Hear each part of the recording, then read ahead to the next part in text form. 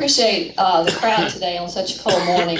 I'm going to read from the PARCC Model Content Framework for Mathematics. PARCC is one of two testing consortia that the federal government has funded to develop national tests for Common Core. So not only do we have national standards, we will have national tests. But we've had numerous states opt out of the testing consortia because those states feel like that those testing consortia who that they really have no control over will be the ones controlling the test, and the test will again dictate the curriculum. So there's already quite a few states that have removed themselves from the testing consortium.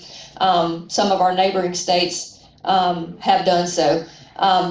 Georgia's one of them, Oklahoma's one of them, and then I read two last night, Utah, Iowa. So there's a number of states that have, Florida has indicated that they also will probably do their own test. There's, just quite a few states out there that have already decided that, well, even if we don't remove ourselves totally from Common Core, we're going to remove ourselves from the testing consortia because we don't know that that's what's best for our state, and that we will have less control over what we feel that our state needs. And the Common Core talking points that have been put across the state through Department of Education board meetings, through Dr. House going to different towns and holding Common Core meetings, they have told the parents and the folks across the state that Common Core is to make our kids internationally competitive, that these are internationally benchmark standards that will allow us to compete in a global economy and to compete with other nations like Singapore, Japan,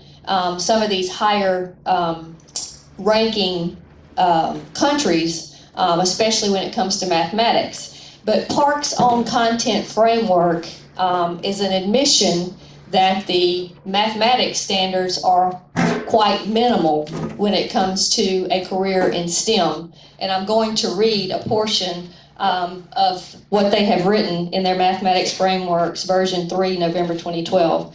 It says, in the best view, the college and career ready line in the standards can be seen as a milepost, not a finish line. It is a line best crossed with velocity. In particular, students who wish to pursue science, technology, engineering, or mathematics majors, or who wish to do college-level work in high school, such as advanced placement or international baccalaureate courses, must progress well beyond the initial threshold of college and career readiness as defined by the standards. So this is an admission by PARCC, the testing consortium, that the frameworks for Common Core mathematics are not STEM preparatory. So there are no calculus or pre-calculus standards in the content framework for mathematics under Common Core. So it's kind of a hodgepodge as to what's going to happen when the full implementation of Common Core and the testing from the testing consortia is totally rolled out. The teacher education programs in the colleges are aligning themselves to Common Core. So there's a question out there as to whether or not programs to certify teachers in mathematics, if they're based on the current Common Core framework, if there are even going to be teachers in the future, 5 to 10 years down the road, who are even certified or qualified to teach calculus. The AP wrote a story that said only 1,000 kids in Mississippi last year took calculus. Well, you know what? We need to have more kids taking calculus in Mississippi and preparing for higher education degrees in the STEM area. We don't need less. And this is not encouraging our students to pursue a STEM career. If Mississippi or the United States as a whole is serious about international competition and about, higher level careers in STEM, then, we are going to have to take it upon ourselves in some type of manner to go past this or replace this so that we will again address STEM in our Mississippi mathematics frameworks. Our old frameworks did have calculus and pre-calculus standards in them. The Fordham Institute, who evaluated the standards and was paid by Bill Gates to do standard analysis across the states and compare them to Common Core, one of their comments in Mississippi's math frameworks that they rated a C, which I would say a C is average. Fordham said Mississippi's current frameworks had good STEM content. Said they needed some clarity here and there, but even Fordham said they had good STEM content. So now we have adopted a mathematics framework that basically is lacking a pathway to STEM. It's basically geared toward the 30th to 70th percentile ranked student. It's a one-size-fits-all model.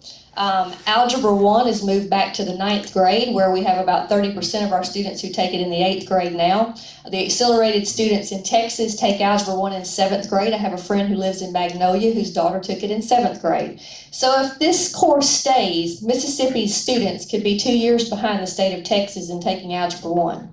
So we have some serious questions that are yet to be answered. I've been told by Dr. Stotsky, who was on the validation committee, that refused to sign off on the standards, and along with Dr. Milgram from Stanford University, who also refused to sign off on the standards, that the Common Core tests are age cohort based and that they will be tested by age according to the content frameworks for each grade level. So it remains to be seen how we're going to adjust this if we're going to continue to have kids be able to compete and get calculus in college and be ready to go into a credit-bearing course and not take intermediate algebra, college algebra. If they were ready to go straight into an engineering college, they would need much more than what's in the Mississippi, what's in the PARCC content model, Common Core framework for mathematics.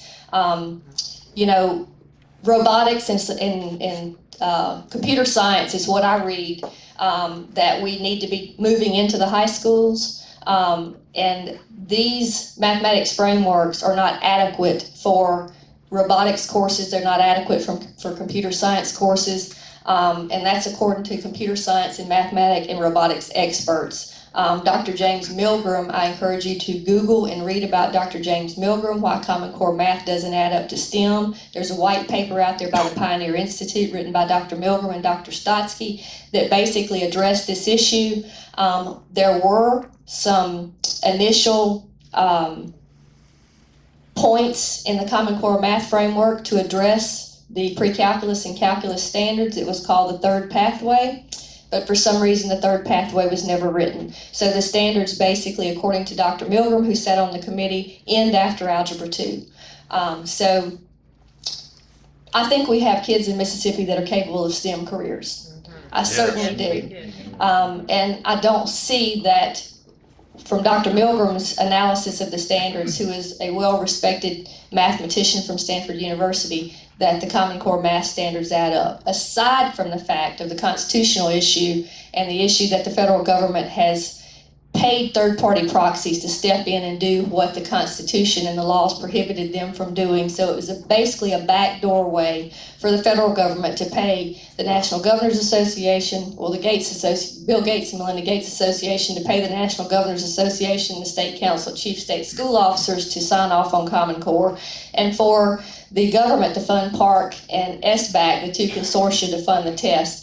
So basically, we see that the federal government has used these third parties who are basically unaccountable to the governed, to the consent of the governed. And it goes all back to parents. When Race to the Top was adopted, there were a few stakeholders in that Race to the Top committee, but none of those were parents. And when I posed a letter to Dr. House, asking her how parents were notified, or did they not feel that it was their duty to notify parents whenever a big change like this is occurring in the state of Mississippi, the answer was, well, we left it up to the local districts to notify the parents. Well, the local districts did not even have a say in the adoption of Common Core. There were probably 7 people on that Race to the Top committee from school districts across the state of Mississippi. So it was some business stakeholders, some people from IHL, and a handful of people from a few schools in the state. And that was basically it. And the Administrative Procedures Act, to notify the public, was basically a notice on the website. So how many people read a website on a daily basis of the Department of Education? So we need a little bit better way of informing the governed to find out whether they consent or not. The legislature was not informed. They never had a chance to debate this issue. Senator Watson was on the Education Committee at the time that this was passed, and it was never brought before the committee. And the documents that I can find on the Race to the Top grant, only the chairman at that time on the committees were aware of the adoption of Common Core. So, you know, like Dr. Porter said, too many things unanswered, too many things untested and unproven. Do you take an entire country down a road that's never been traveled. It would have been prudent to do this in a few states first to see how it was going to work and let us look from there. So, we've got some standards out there that states used prior to Common Core that even the Fordham Institute, who was paid by Bill Gates, said were much better than Common Core. If Mississippi's serious about education, then we need to replace Common Core with some of those superior standards from those other states. Thank you so much.